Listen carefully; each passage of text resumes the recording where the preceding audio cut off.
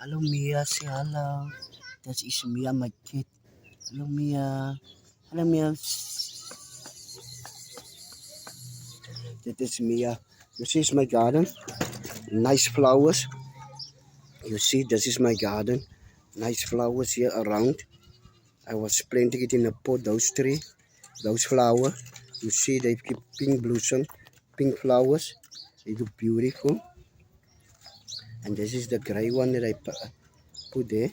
And just in the front yard, one of my pots, I put nice plants there in. And there's the other put in. And there's a nice table where I'm sitting during the day. When we sit outside, we're sitting by this table. You understand? And this is one of my other pots. I put green flowers in the spot. You understand? And it look nice. And that is the canna. You see they give pink flowers. You understand? Nice in the spot. And this you can do it by yourself at home for yourself.